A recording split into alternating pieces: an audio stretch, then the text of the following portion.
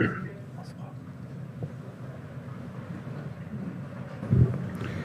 like to call the meeting to order, and we'll start with the land acknowledgement.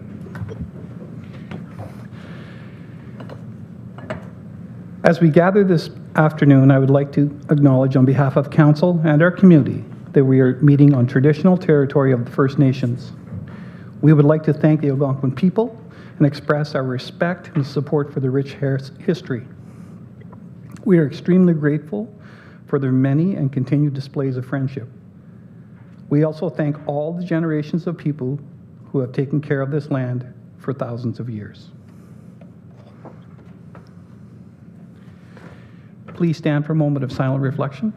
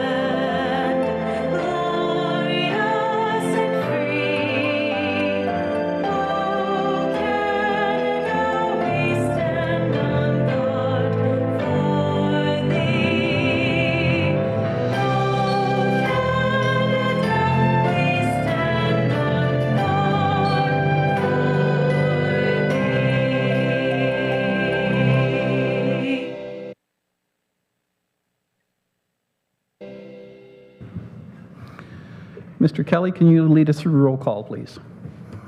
Thank you, Warden. Good evening. Councillor Bennett? Here. Councillor Brose? Present. Councillor Doncaster? Present. Councillor Donahue? Here. Councillor Warden Emo? Present. Councillor Giardini? Present. Councillor Grills? Councillor Yon? Here. Councillor Lynch? Councillor McKenzie? Councillor Mayville? Here. Councillor Murphy? Here. Councillor Nicholson? Here. Councillor Service? Here. Councillor Watt? Here. Councillor Weir? Here. Councillor Wilmer? Present. Warden, you have quorum. Thank you, sir. Are there any disclosures of pecuniary interest and the general nature thereof? Seeing none, we'll proceed. Committee reports, and I will call on Bruce, the planner. Thank you. The Director of Development, or sorry, the Manager of Planning Services. Thank you. Thank you, Warden, and for the almost promotion there. The Planning Act does require that we provide a brief notice and provide the following information to start this public meeting. So the county advertised and circulated this application in accordance with the requirements of the Planning Act. A notice of the public meeting was provided by advertisement in newspapers across the county.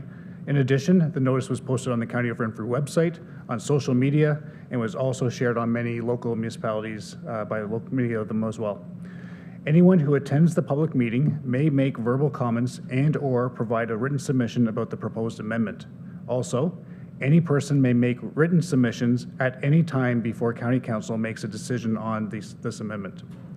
If a person or public body does make oral submissions at a public meeting or make written submissions to the County of Renfrew in respect of the official plan amendment before the approval authority gives or refuses to give approval to the official plan amendment, the person or public body is not entitled to appeal the decision of the County of Renfrew to the Ontario Land Tribunal. If a person or public body does not make oral submissions at a public meeting or make written submissions to the County of Renfrew in respect of the proposed official plan amendment before the approval authority gives or refuses to give approval to the official plan amendment, the person or public body may not be added as a party to the hearing of an appeal before the Ontario Land Tribunal unless, in the opinion of the tribunal, there are reasonable grounds to do so. Anyone wishing to be notified of County Council's decision on the subject amendment must submit a request to the County of Renfrew. There is a sign-in sheet at the back provided on the hall, and anyone who signs in will also be provided notice of that decision, and they can contact staff with that request to be given that notice. And with your permission, Warden, I'd like to turn it over to my colleague Alex Benzie, who is joining us by Zoom for a brief presentation on the proposed official plan amendment. Thank you. Thank you. Ms. Benzie, please. Okay, hello everyone. Thank you for your participation this evening. My name is Alex. I'm a planner here at the County of Renfrew, and I'm going to present an overview of official plan amendment number 35. And if you can just bear with me for 2 seconds, I'll share my screen.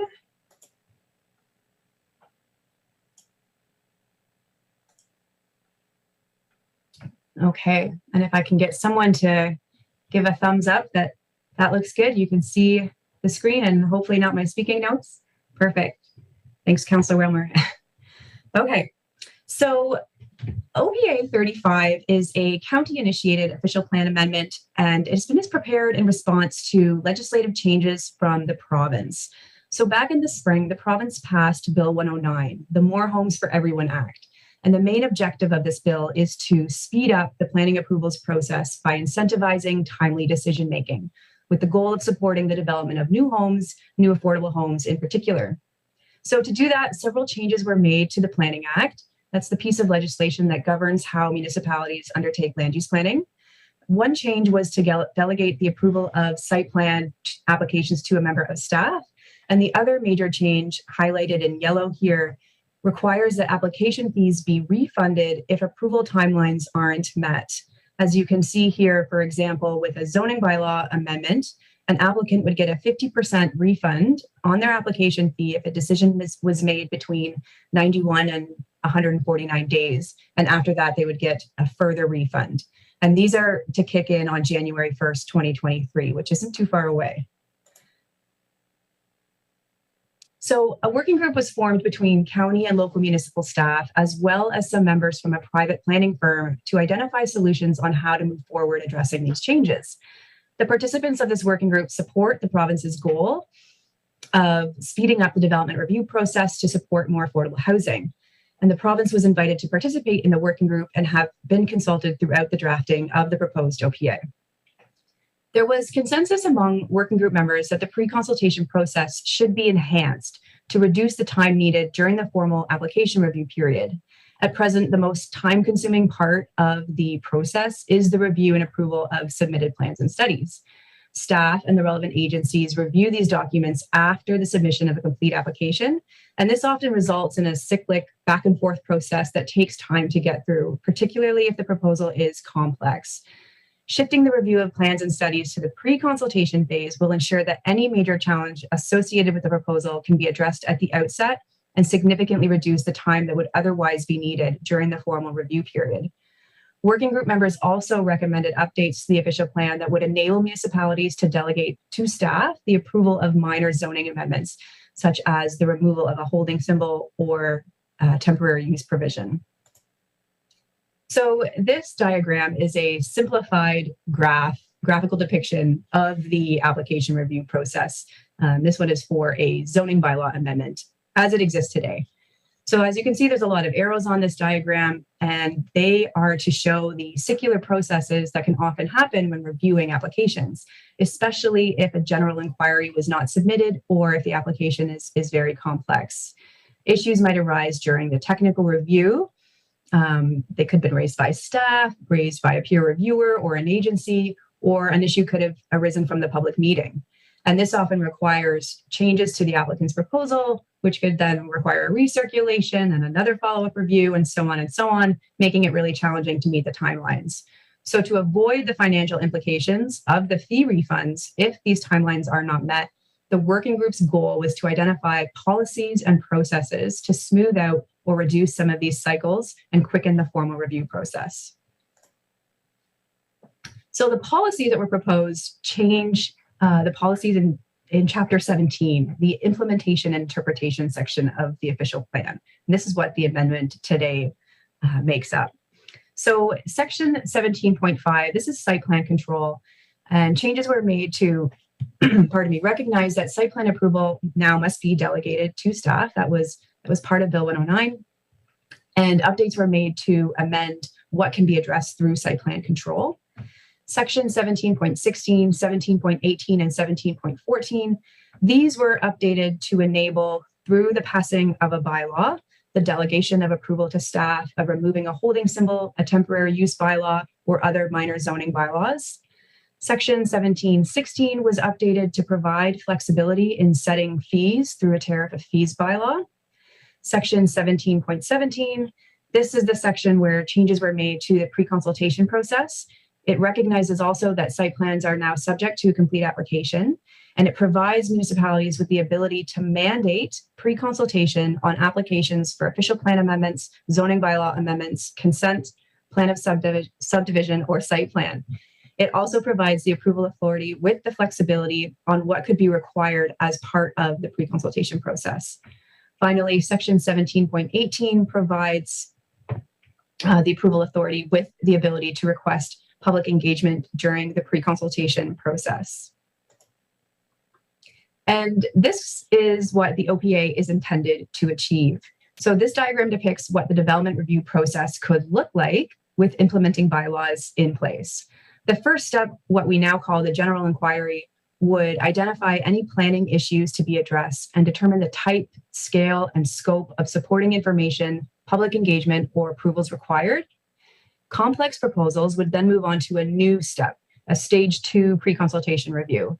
And during this stage, and depending on the recommendations and results of stage 1, the general inquiry, the applicant could be required to conduct public engagement or submit plans and studies for staff, peer, or agency review and approval.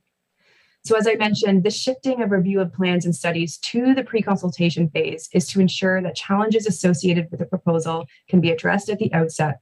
And under this revised process, when an application is then submitted and deemed complete, the application can be brought quickly to council with the understanding that submitted studies and supporting materials are of an acceptable quality and meet any relevant guidelines or industry standards. So just to summarize and provide some additional points of clarification, OPA 35 does not change the scope of work involved with an application review. It shifts the process so that much of the review takes place during the pre-application or pre-consultation phase. Second, it provides enabling policies, and these would need to be implemented through various bylaws, such as fee bylaws, mandatory pre-consultation bylaws, and delegation bylaws.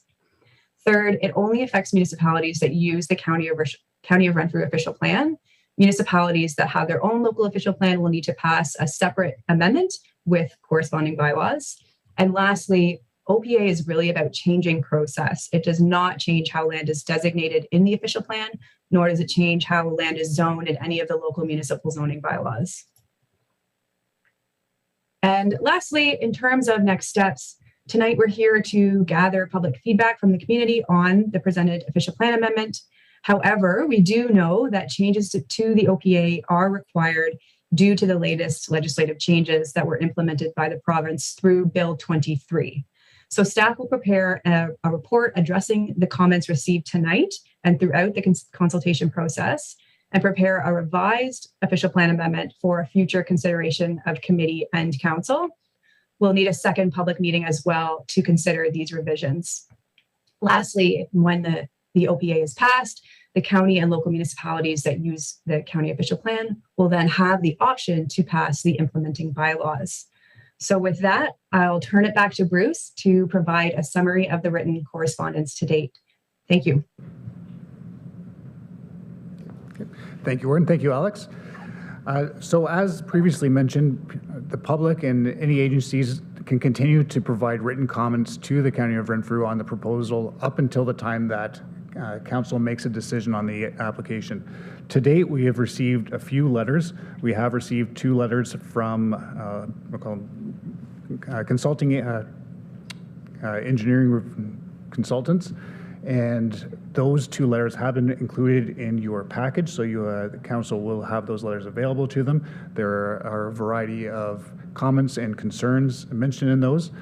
And we have also had some emails and other correspondence with members of the public. Coming back at a future meeting of council, we will provide a summary and a staff response to the comments that we have received to date. And the purpose of this meeting is to continue to hear any comments or concerns, and those again will also be addressed in a future committee report. So thank you, Chair. Thank you. At this point, we'd like to hear from the public. What we'd like is if you could come up to the microphone, state your name, and you'll have 15 minutes to make a presentation to council. I would request, however, that we've made a commitment here for professional and courteous language, and I would hope that you would respect that. I will caution you if I don't feel comfortable with a comment, I will ask you to withdraw it first, and then if that's not possible, then we'll shut the meeting down and move on to the next person. So thank you. So who would like to attend first? Brian, if you want to come up to the microphone, please.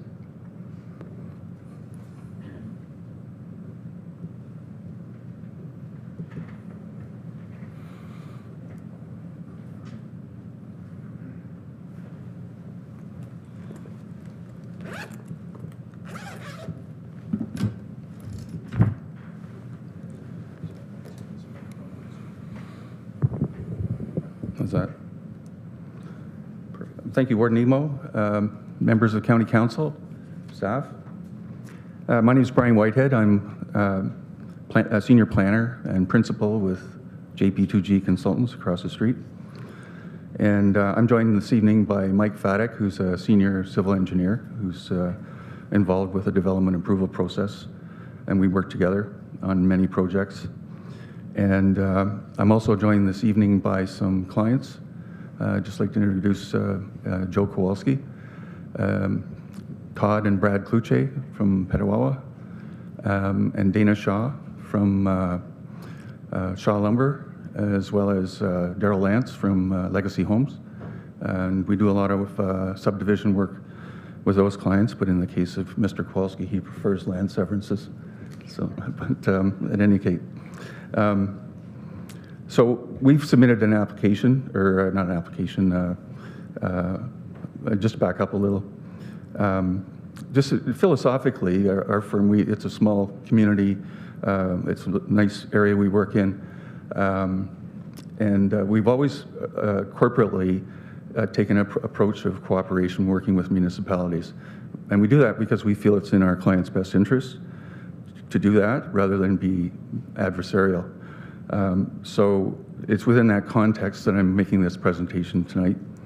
And when we were, when this community working group was established to respond to Bill 109, I got the call from staff, and we were one of the local firm that participated in the review of with the municipalities as part of a response for dealing with planning processes related to Bill 109, to provide that private sector perspective.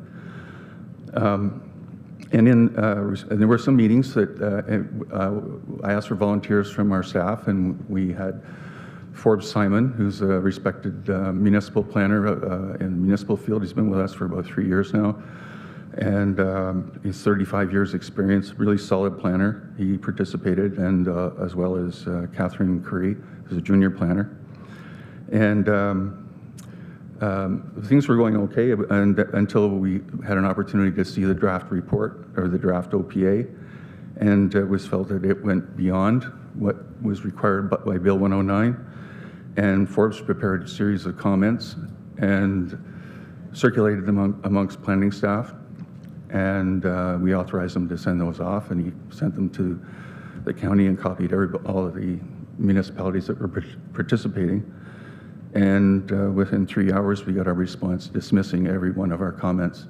So after some discussion internally at JP2G, we felt that this was important enough that we come here today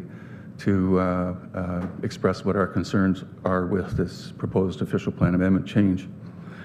And I can say that in presenting, we did prepare a letter, and it's sort of written in planning jargon, but I've prepared more of a written statement here that I don't normally read, but I'm going to read this because I want to capture everything. There's no question that the impact of the timelines and refunds expressed in Bill 109 will be challenging for most municipalities, and the province's actions are forcing municipalities to rethink their planning and approvals processes. That said, the planning processes that municipalities implement must be consistent with the Planning Act. We are concerned that some of the proposed changes to be implemented by OPA 35 are not consistent with the intent of the Planning Act and will actually make the process longer, discourage applications, and result in the opposite effect desired by provincial legislation to speed up the planning process. We have 3 concerns, and I'll outline each one sequentially.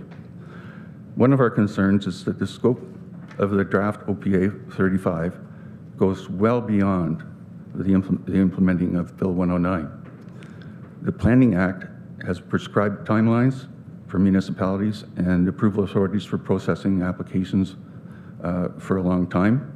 If these timelines lapse, an applicant can file an appeal. However, we've always avoided exercising this right because it's always in our client's best interest to work cooperatively with municipalities and the approval authorities rather than take an adversarial approach through an appeal to the Ontario Land Tribunal. The difference with Bill 109, and it was pointed out earlier, is that if an approval authority does not comply with the prescribed timelines, it'll result in a municipality having to refund the application fees. But this would take place over in a phased approach over a series of months. It'll dry. Yeah.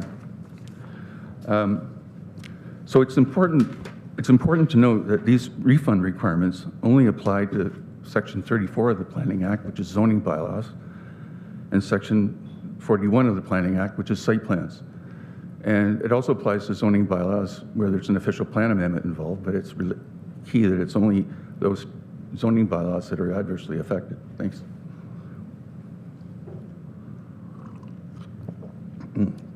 It's much better. To help municipalities comply with those timelines, the province has included incentives in Bill 109 that will allow councils to delegate authority for granting minor variances or granting zoning changes and site plan approvals to staff or a committee or some other officer. This is a good thing. I mean, like the province is coming forward. They're saying, we want you to get these zoning changes and site plan approvals further done quickly, but we're going to give you the tools to do that with. But the refund requirements, they don't apply to official plans, they don't apply to official plan amendments, they don't apply to plans of subdivisions, and they don't apply to planning consents. Therefore, the inclusion of subdivisions and condominiums and consents and official plan amendments as mandatory pre-consultation requirements goes well beyond the scope of Bill 109 and should not be included in this document. We also submit that one of the things that OPA 35 will deal for OPA 35 to deal with zoning bylaws and site plans in a much more straightforward process. But the subdivision and condominium processes are very complex, expensive, and involves a scope of work and study which are much more demanding and comprehensive than site plans or zoning bylaws. The idea of study review prior to submission of a subdivision application would be unworkable and would offend the subdivision approval process set out in the Planning Act. Our first recommendation is delete all references of plans of subdivision, condominium, applications for consent, and applications for official plan amendment from mandatory pre-consultation review, as these changes requirements are well beyond the scope of the changes required by Bill 109. Our second concern relates to a new planning process that's being introduced here. Our second, it'll require an entirely new process prior to filing the application, which is not consistent with the processes set out in the Planning Act. Regardless of whether you call it a general inquiry or a pre-consultation review is semantics. The issue is these processes have to be consistent with the Planning Act. Planning Act's very clear that applicants are encouraged to have pre-consultation before submitting applications for approval. However, the review and peer review of relevant studies prior to deeming an application complete is completely contrary to the Planning Act, which sets out the requirements for completing a planning application. The exercise of deeming an application complete is after the application has been formally submitted and not part of pre-consultation review. The exercise of deeming an application complete to ensure that the various reports and studies are required to be provided is not an exercise in the review and appropriateness of studies. Any effort required to review or peer review the studies as part of a pre-consultation and determination of complete application is contrary to the Planning Act and offends the appeal rights that applicants have established under the Act. To create this new process, county staff are relying on sections of the Planning Act that say, and I quote, require the applicant to provide any information or material that the approval authority considers it needs, but only if the official plan contains provisions relating to those requirements. In other words, if we write this in an official plan, then it enables us to implement these tools. But the key words here are provision of information and materials. The provision of information and materials does not include the review or peer review of these materials, public consultation, or other agency approvals. So it's our opinion that front-loading the approval process should be limited to identifying the studies required, providing the applicant with a clear understanding of the scope of work required for the studies, and may include providing a terms of reference for these studies. That is what pre-consultation under the Planning Act is striving to achieve, and OPA 35 should respect the direction of the Planning Act. We need to strive to improve the efficiencies of our approval processes, not create a separate process outside of the scope of work of the Planning Act. So our recommendation 2, delete any reference or suggestion to a requirement for peer reviews prior to the submission of an application. Concern number 3 is public and agency consultation prior to submitting an application. Finally, any suggestion that a requirement to pre-consult with the public and agencies, including a requirement of obtaining agency approvals such as the Ministry of Transportation and Permits, Hydro One, Enbridge, Bell, as part of the pre-consultation review for a complete application is completely outside of the Planning Act and has the potential to result in a new planning process that's more complex, longer, and without the appeals rights identified under the Act. For plans of subdivision in particular, these requirements involve detailed engineering studies, agency approvals, and are implemented usually as conditions of draft approval. To require these approvals at the front end, which these policies would enable to be done up front as part of a pre-consultation process is not clearly the intent of Bill 109, which is to introduce efficiencies in the approval process to bring housing to the market quicker. So the process OPA 35 identifies is not consistent with Bill 109, and it will result in delays, frustrations throughout the county. So recommendation 3, deleting any reference or suggestion to a requirement for pre-consultation with any person through public consultation or a public body outside of the municipality itself. So in conclusion, we respectfully request the County Council consider, firstly, deleting any reference to the suggestion or requirements for pre-consultation with any public or person or body outside the municipality itself, deleting any reference or suggestion to requirements for peer reviews prior to the submission of an application, and not including reference to plans of subdivision or condominium approvals or consent in the proposed official plan amendment, as these changes are clearly beyond the scope of changes required by municipalities under Bill 109. Finally, given the nature of this amendment and our concerns about it not being consistent with the Planning Act and Bill 109, we'd strongly recommend that that the county authorize some legal review of this amendment. Get some legal counsel with a lawyer that has some experience in planning law to get that proper perspective. And I'm thinking with the impacts of Bill 109 being limited to just zoning changes and site plan approvals, most of the planning application fees in Renfrew County are consents, subdivisions, official plans. Many of the zoning bylaw amendments that are required are actually conditions of consent that are implementing. So there's no reason why with the delegated authority they couldn't be processed quickly.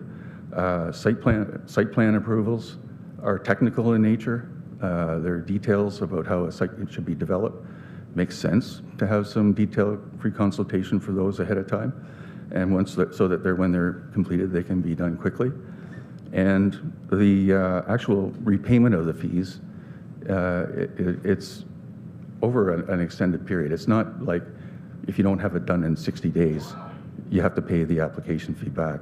It's 90 days, but you'd only have to pay 50% of it back. Then there's another 30 days or 60 days, you have to pay another 25%. It could actually, it's a process that can stretch between 6 and 8 months. So there'll be a transition involved. I don't see the panic in getting this amendment approved. Fortunately, there'll be more opportunity for public engagement with another public meeting. As was indicated by staff, there's going to be an opportunity for them to respond to comments. And I think in the spirit of cooperation, we'd like an opportunity to have some of these items we're concerned about addressed between now and the next public meeting. So those are my comments. Thank you very much. Members of County Council, do you have questions of clarification for Mr. Whitehead? Member of Council for Whitewater Region? Yes, thanks, Warden. Just a question. He made comment about appeals and those being outside. Could you amplify that at all, please, Mr. Whitehead? Absolutely. So when you're in pre-consultation, it's not actually an application under the Planning Act. There's no formality. There's nothing in the Planning Act that I mean, municipality can require you pre-consult, and I've explained the types of things that a municipality can require as part of a pre-consultation, but there's actually no statutory requirement for appeal. So this policy proposal can require or allow staff to require public consultation, agency review. If, for example, we don't agree on a peer review comment or a position of the county, it doesn't provide us with an opportunity to appeal. What we'd have to do is actually file the application, wait the 30 days for the municipality to deem the application incomplete, and then file an appeal to the Ontario Land Tribunal. I hope that answers your question. Thank you. Are there any further questions, comments? Member of Council for Edmonton Bromley, please. Thank you, Mr. Chair. Through you to Mr. Whitehead, in following up on that, in fact, the response to my colleague. So ultimately, and I think in the body of your presentation, you made reference to the semantics of what one is going to call this, whether it is general inquiry, pre-consultation. But in the end, it seems to me that at its crux is that the application be complete. And I know that, you know, on occasion I have had consent applications, fairly simple as consent applications would go. There is a process to ensure that all of the documents that I am required to begin that process are present. So ultimately, if I understand this correctly, it is to have a solid expectation that all of the information is before the approval authority, in this instance first to the planners, ultimately should it be a straightforward process, it's not going to come to council. But ultimately, the crux of this is it complete or is it not complete? So it seems to me that if that 30-day window, if the pre-consultation has not yielded the information that the planning department is seeking, then at that point, they would say it's incomplete. Does that not then warrant that you can then deposit your application and make appeal to the Ontario Land Tribunal? If I may? What we're saying is that, and we do this for a living, we submit supporting applications. We have biologists, we have planners, we have engineers, and we have other consultants we work with. We find out what the study requirements are, and we do the assessments, and we submit them in support of the applications. And if there's a general inquiry, that's great because it sets out everything. We have the information available as well, the policies, and we can interpret them on our own. But quite often we'll pick up the phone and get a clarification on the land severance history or something like that. But what we don't do before we file an application is have, and on occasion with subdivisions even will initiate a pre-consultation for a tricky geotechnical study, for example, for slope stability or something like that. But that does not include the actual peer review of that document before we submit the application. So we'll reach out for clarification, we'll reach out for what studies are required, we'll reach out for the scope of work that's expected to try and, but at no point do we have to actually submit the report before the planning process starts and then have it peer reviewed and then get it in a back and forth, which could last months. Some of these peer reviews last a year. They could last an entire year. So the time it takes to prepare an application, and this is the other thing, like when you've got developers and then you're front loading the process to this extent, and it takes years. It already takes years to get an application together. But then if you tack on another year for upfront peer review, and then, maybe you need a public meeting, and how does that public meeting stand up against a public meeting that you're going to have to do once the process starts? So are you going to have to go through the process again? And by the time you actually get into the process with a formal application, have the agency comments changed, or is there a new agency person with another perspective, and you have to start over again? So we see it fraught with difficulty, particularly with subdivision applications. Okay, thank you. Supplementary. Thank you, Mr. Chair, and thank you through you too, Mr. Whitehead. To follow up, when you had suggested that this may take a year, seems to acknowledge that the challenge might be in the peer review process, not the actual approvals process that is done in-house at the county. At least for my municipality, it is different depending on the municipality. But in this instance, if you were acknowledging that it's taking a year, and largely that's driven by the peer review process, or often perhaps driven by the peer review process, then that's also outside the control of the county. So if there is insufficient agencies that are capable of peer review, it seems that necessarily or inevitably we are going to be in this position that there is going to be funds returned to the proponent for delays that are outside of the control also of the planning authority. So I think that this perhaps is underscoring the central point of the dilemma, if I'm understanding you correctly. Perhaps I am not. If you could shed some light on that. If I may?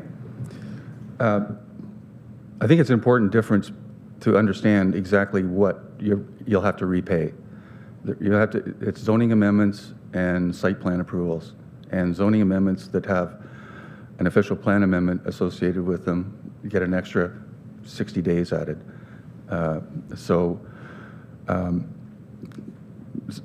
Subdivisions, like the vast majority of applications, and a lot of these zoning changes are technical in nature. They're fairly straightforward, and there's no reason why they shouldn't be able to be processed in 3 months. So especially if there's delegated authority. And I see that as all positive, a positive outcome from Bill 109. We have no quarrel with any of that, and even requiring some mandatory pre-consultation for those is acceptable. It's when you get into the other subdivisions and land severances and official plan amendments and condominium applications that are more complex, that's what we're concerned about.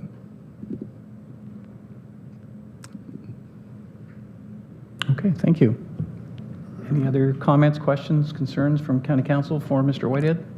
Town of Arnprior County Councillor? Thank you, Warden. Just to clarify this peer review, that's an outside agency, not of your own, correct, that does this thing? If I may, yes, peer reviewers are retained by the County of Renfrew, because what happens is the county does not have a certain specialty expertise on staff, such as a biologist or a hydrogeologist for groundwater quality and quantity, an engineer for geotechnical peer review, those types of specialties. So my fear, Mr. Whitehead, is once it comes to the county and we have to have one of those peer reviews, these guys don't just jump up and make it happen. It won't be done in the 90 days. It won't be done in 120 days, and then the county's going to be paying money back. That's But the perception I get. applications they're reviewing are not subject to the payback requirement. That's what I'm trying to say. They're not like those types of studies are rarely required for, well, they can be required for zoning changes, but rarely. But the process won't move on unless you have a peer review, correct? Well, that's what's being proposed, yes. Okay, thank you. Thank you. Member of Council from Petawawa, please. Thank you, Warden Eamon. Through you to Mr. Whitehead. Just for clarification, so we all understand the Bill 109 was put into place. Their key objective is to expedite approvals, incent timely decisions in an effort to increase the housing supply. And I think we're all together on this, that our goal is to work together, the planning department, the developers, to work together and get these applications processed in a timely fashion. I think we can all agree on that. So what's caused us to act here is this sliding scale of refunds. And as you said, it only applies to zoning bylaw amendments and those with official plan amendments and the site plans as well. Right. So what you would like to see removed from this process is applications for consent, subdivision plans, condominium plans, official plan amendments, and land severances. You Correct. would like those to be removed from that, from this proposed Amendment 35, because there is no refund schedule for those certain types of applications. Exactly. Correct? Okay, so I guess my question is, apart from that, you've also asked for no peer reviews before submission, no agency reviews, no public consultation for submissions, but is that just for those 5 aspects that aren't on the sliding scale? Correct. Yes. And not the ones that are in the sliding scale refund policy? Correct. Yeah, why you'd need it for a site plan. I suppose a controversial one maybe, but that's right. Okay, Yeah. thank you. Thank you. Any other comments, questions? All right, thank you, Mr. Whitehead. Thank you, Your Worship. And do we have anyone else from the public gallery that wishes to speak?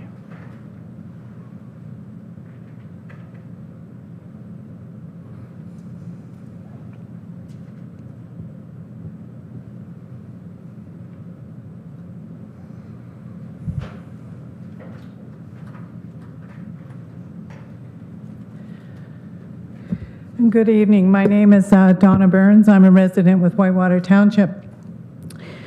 Reading this Bill 109, it refers to the More Homes for Everyone Act, namely affordable housing. From what I've gathered in reading this bill, it appears the reason for the creation of this bill is because of the absurd amount of development charges and fees some municipalities have been collecting from building developments. And that has crippled opportunities for young people to have the funds to build a home. thus affordable housing. It would also seem some municipalities have not realized within their community infrastructure that although they must be consistent with the provincial policy statement, it is not legislation. It is only a guideline to be followed when creating your official plans.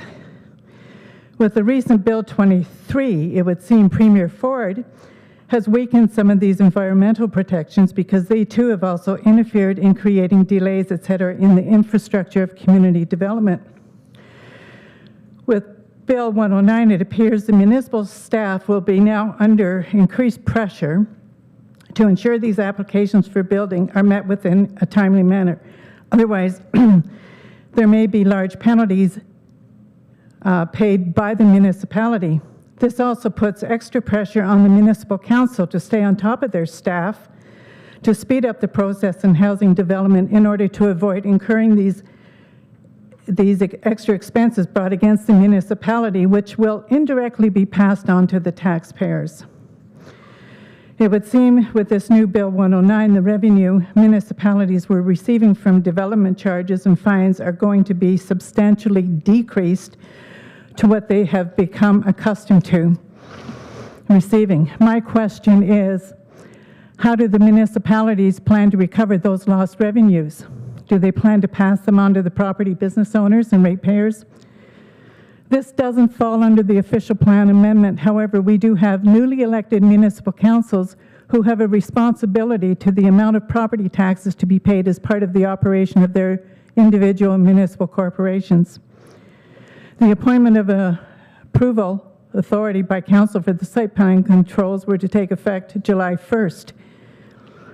Now, I just realized there, the approval authority for the Renfrew County would encompass approximately, 12 municipalities?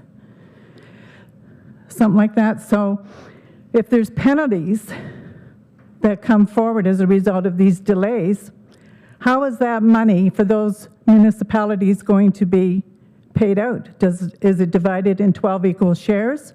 Or how is that? Have you thought about that? And then again, that's passed on to the taxpayers. Now, these new council members, how many meetings have you had with your new council here at county?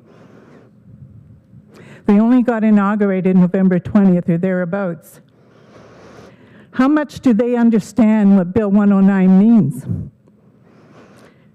And do they really, the thing that concerns me is you're putting a lot of pressure on a new council to pass this amendment at this time when they haven't had a full and fair opportunity to learn about this Bill 109, as well as Bill 23 that you haven't even discussed yet.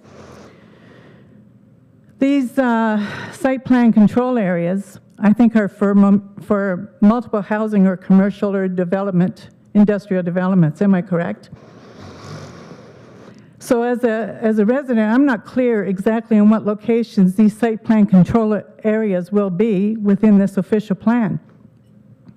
I assume they are within the community plan improvement project areas. And with that being said, with the community, the affordable housing comes under Section 28 of that Planning Act under community improvement project areas. Before pushing forward this amendment, I would recommend that you think about giving more time to review it in order for our newly elected councils and to give them the opportunity to really study the official plan. Allow them the time to absorb and study where their lawful authority lies as per what is written in the Municipal and Planning Acts, and further give them the opportunity to review and study these recent new bills, 109 and 23, along with the regulations for these new bills that will ultimately have a huge impact on the operation of their individual municipal corporations. So far, I haven't seen any new regulations with this new bill.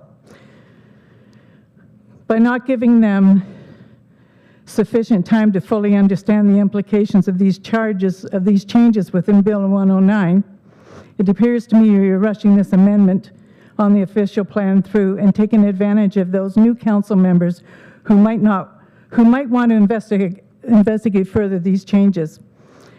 And I think this is unfair to all people within this county, including your staff members who are also property owners and may be personally affected as a result of any imposed fines. Thank you. Thank you. Any questions, comments, concerns from council? Thank you, Mrs. Burns. And do we have anyone else in the public gallery? Yes, ma'am. Please come forward.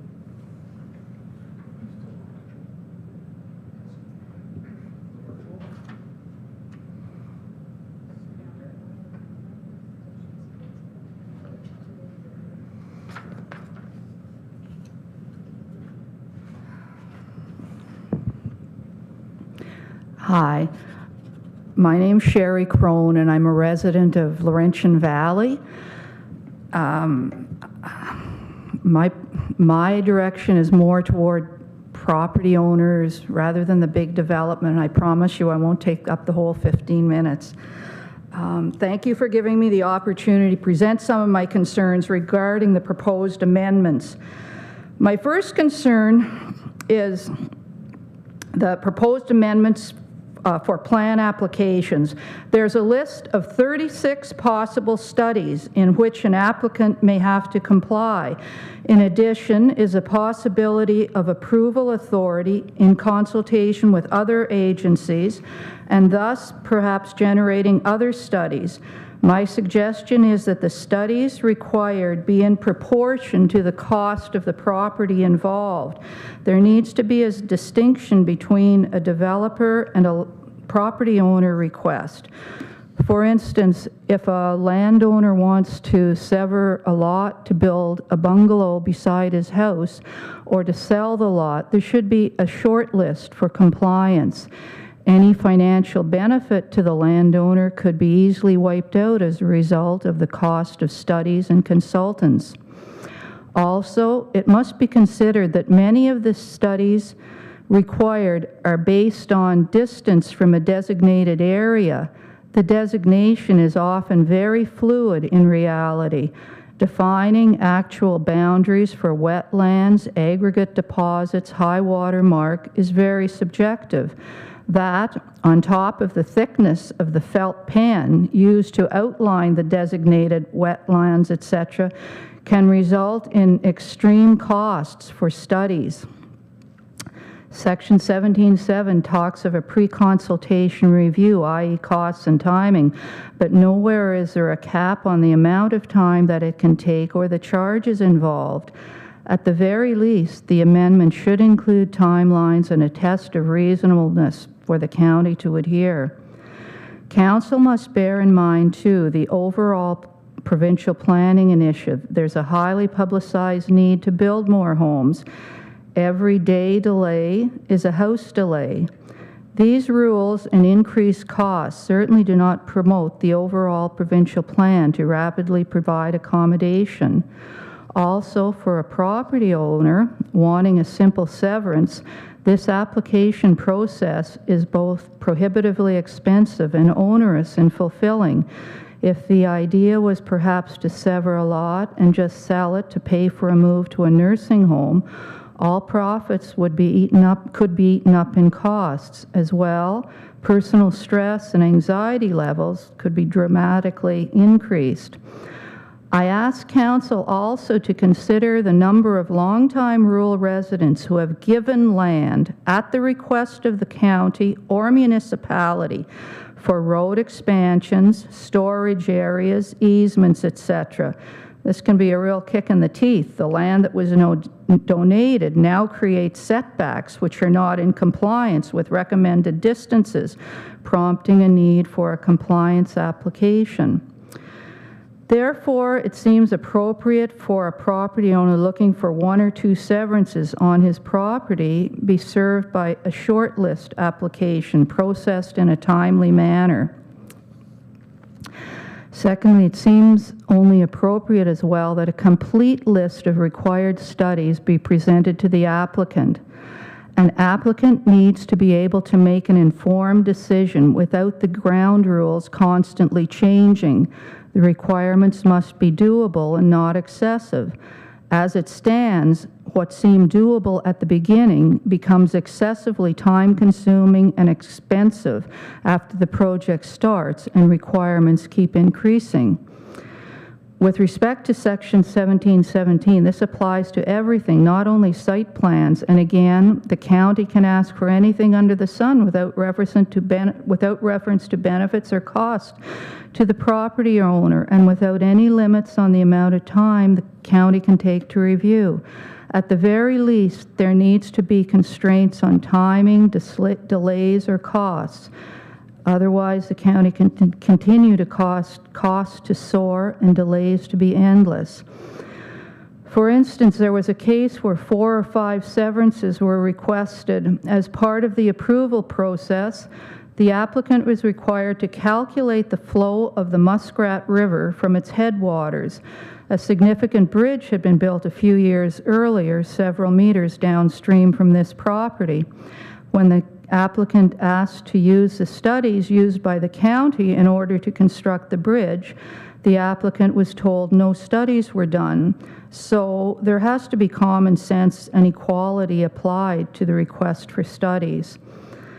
Also, there needs to be timelines on county responses, perhaps final advice within 60 days of application, particularly for rural properties looking for 1 or 2 severances.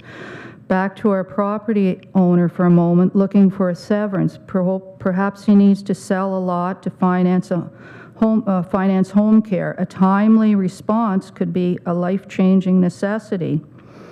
Also, in keeping with another highly promoted provincial program, the Aging at Home Initiative, the easier it is for the property owner to sever the land, the easier it is for him or her to stay in their home. In conclusion, it seems appropriate that an abbreviated application process could be offered for simple rural severances. Perhaps it could apply to properties where the ownership of the property has not changed for the last 15 years. Also, I would hope that any applications currently under review would have the rules apply that were in use when the process started. Only new applications should have to be in compliance with the amended official plan and fee structure.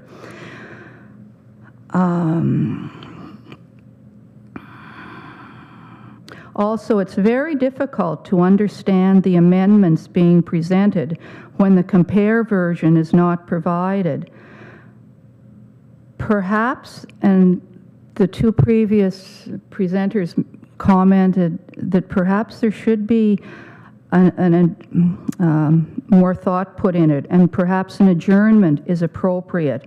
The meeting could be advertised in the new year, and appropriate documents could be provided, including the compare document, to assist with increased understanding of the issues.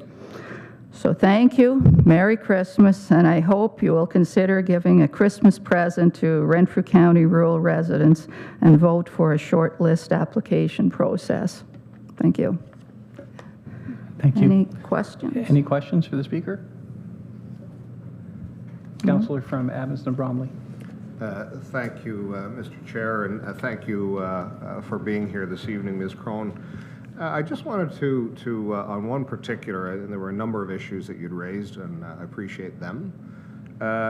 In your presentation, you had suggested that there's a moving target on what the studies may be required on a consent application. And I'm just curious if that's something that you experienced, because it's my understanding that the general inquiry is set up for that very specific purpose, to identify the needs going forward.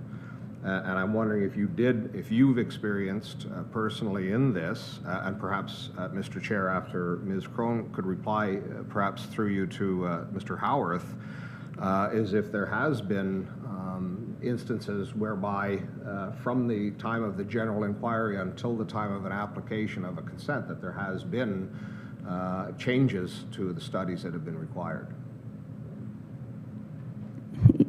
Corrections or adjustments or whatever that often just result in delays or do cost increases.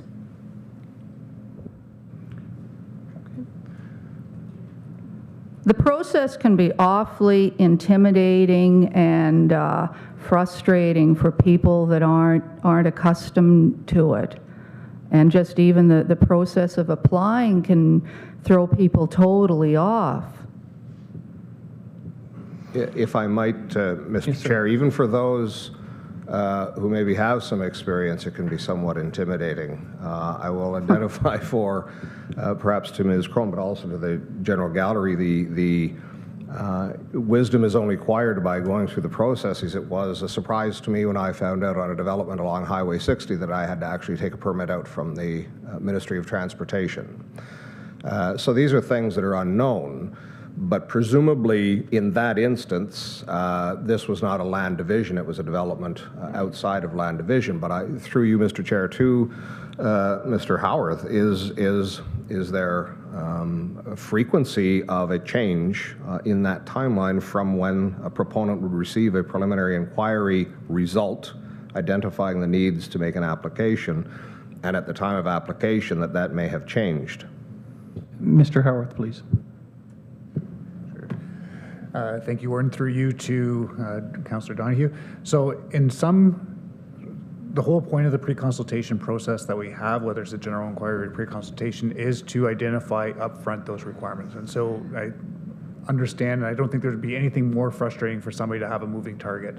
And so we do our absolute best to identify all the requirements up front so that applicant, regardless if they have a consultant working on their behalf or not, are aware of what those requirements are, what their expectations are for them to submit a complete application.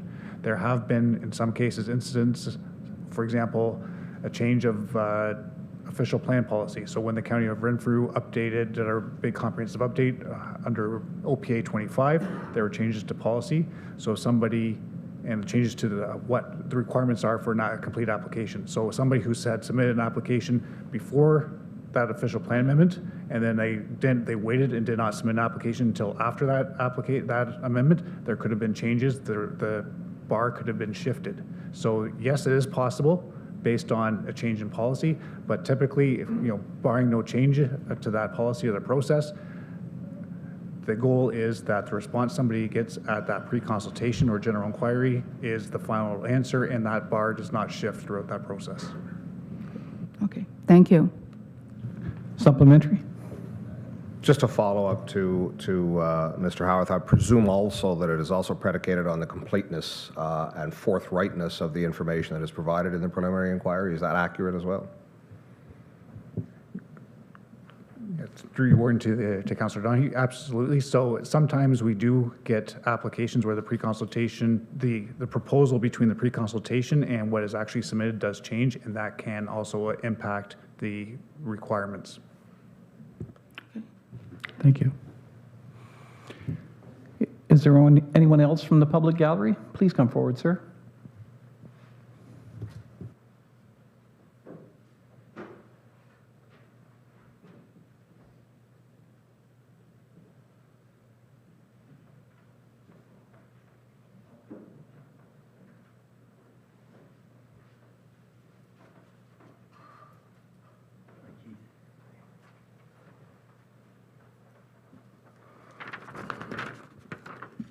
Good evening. My name is Albert Krushenski. I live in the great metropolis of Alice in Laurentian Valley. Thank you for the opportunity to speak, which I'm not very good at. I'm better in the bush with a chainsaw. However, if you bear with me, I'll make it short and sweet. Since this is a public meeting on the official plan, I would like to submit a notice of objection to the county official plan amendment. Pursuant to the Planning Act, you are required to provide a public notice of meeting when this municipality proposes to make changes to any existing bylaw or create a new bylaw. As a result of your public meeting to be held on December the 21st, regarding the above subject matter, this is my official notice to you that I object to your proposed changes. Section 58 of the Planning Act states that the Planning Act applies to the Municipal Act of Ontario. Under the Municipal Act, in order for you to create bylaws, you must acquire the lands in order to exercise your authority.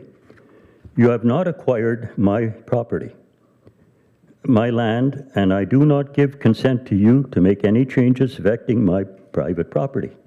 Until you have acquired such lands, you do not have the legal authority to make any changes to my property. This county has been given numerous objections to changes being implemented against private properties without receiving the consent from property owners to impose such changes.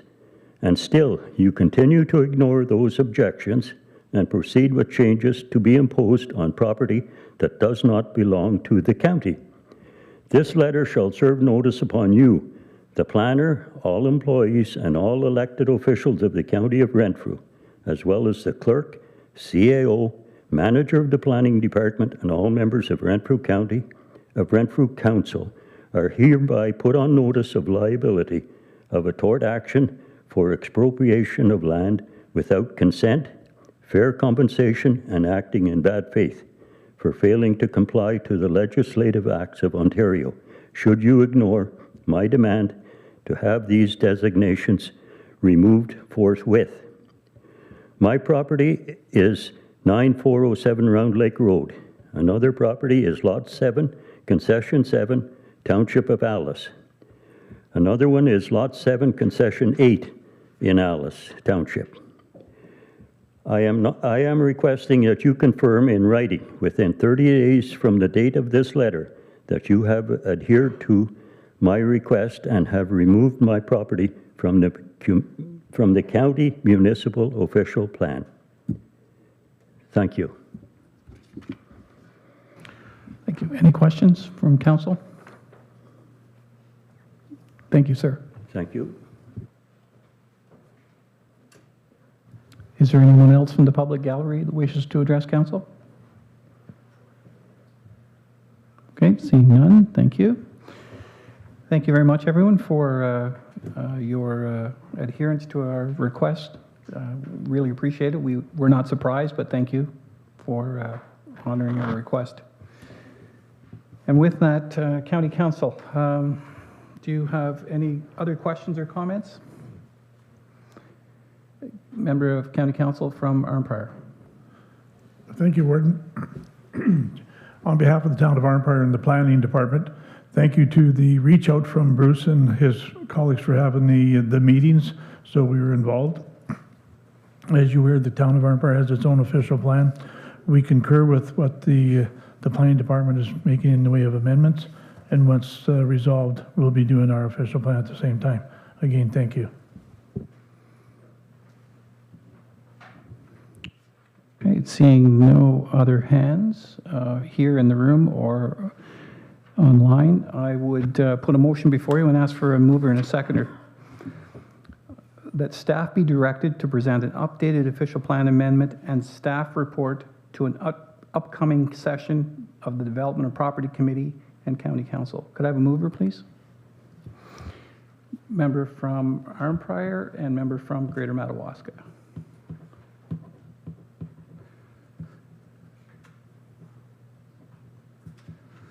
Discussion?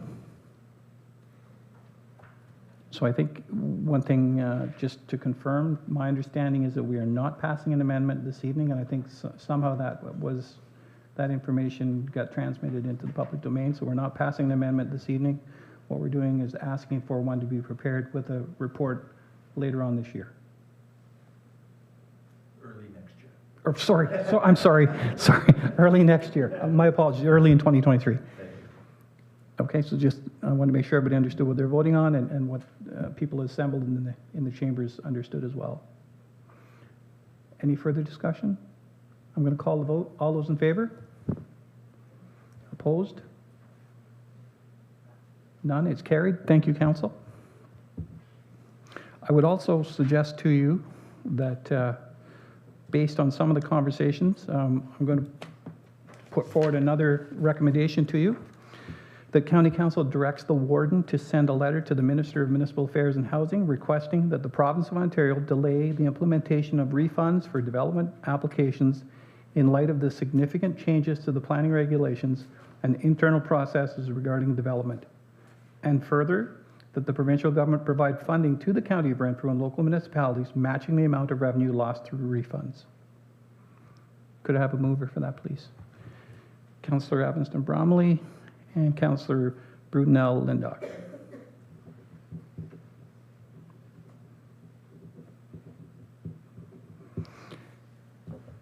Any questions, comments, concerns from council? With that, I'll call the vote. All those in favor? Opposed? None, it's carried. Thank you, council.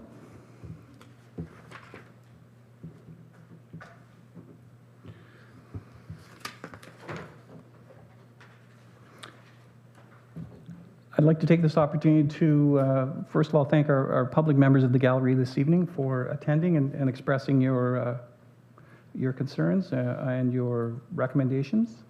We will ask, of course, that staff review the recording, and if anybody wishes to leave their notes from their presentations tonight, we'd certainly appreciate that as well. So thank you very much for being here this evening. I'd like to also thank staff for being here this evening. I think everybody's is aware it's Christmas.